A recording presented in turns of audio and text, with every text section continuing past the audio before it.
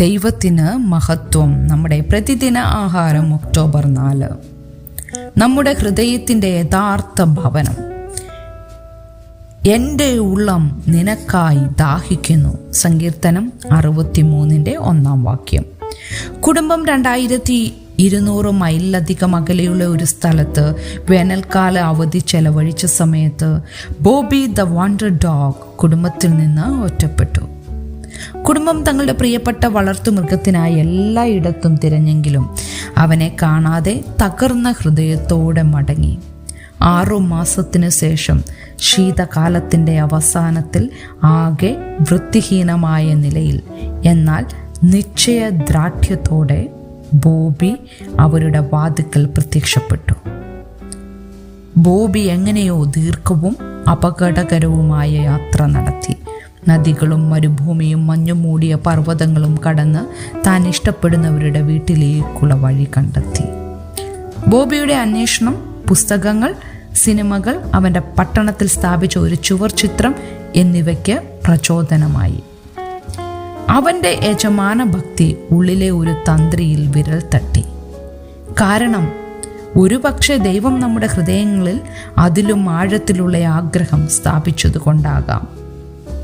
പുരാതന ദൈവശാസ്ത്രജ്ഞനായ അഗസ്റ്റിൻ അതിനെ ഇപ്രകാരം വിവരിച്ചു: നീ ഞങ്ങളെ നിനക്കായി സൃഷ്ടിച്ചു. ഞങ്ങളുടെ ഹൃദയങ്ങൾ നിന്നിൽ വിശ്രമിക്കുന്നതുവരെ അവ അസ്വസ്ഥമായിരിക്കും. യഹൂദ മരുഭൂമിയിൽ തന്നെ പിന്തുടരുന്നവരെ ഭയന്ന് ഒളിച്ചിരിക്കുമ്പോൾ ദാവീദ് ഒരു പ്രാർത്ഥനയിൽ അതേ വാഞ്ച നിരാശാജനകമായി, എന്നാൽ വളരെ വാക്ചാതുര്യത്തോടെ പ്രകടിപ്പിച്ചു: ദൈവമേ, നീ എൻ്റെ ദൈവം. അധികാലത്തെ ഞാൻ നിന്നെ അന്വേഷിക്കും. വെള്ളമില്ലാതെ ഉണങ്ങി വരണ്ട ദേശത്ത് എൻ്റെ ഉള്ളം നിനക്കായി ദാഹിക്കുന്നു. എൻ്റെ ദേഹം നിനക്കായി കാംക്ഷിക്കുന്നു. ദാവീദ് ദൈവത്തെ സ്തുതിച്ചതിന് കാരണം അവൻ്റെ ദയ ജീവനേക്കാൾ നല്ലതാണ്. അവനെ അറിയുന്നതുമായി ഒന്നിനെയും താരതമ്യപ്പെടുത്താനാവില്ല. യേശുവിലൂടെ ദൈവം നമ്മെ അന്വേഷിക്കുകയും നാം ഒരിക്കൽ എത്ര അകലെയായിരുന്നു എന്നതോർക്കാതെ ദൈവത്തിൻ്റെ പൂർണ്ണതയുള്ള സ്നേഹത്തിൻ്റെ വീട്ടിലേക്ക് നമുക്ക് വരാൻ വഴിയൊരുക്കുകയും ചെയ്തു. നാം അവനിലേക്ക് തിരിയുമ്പോൾ നമ്മുടെ ഹൃദയത്തിൻ്റെ യഥാർത്ഥ ഭവനം നാം കണ്ടെത്തുന്നു.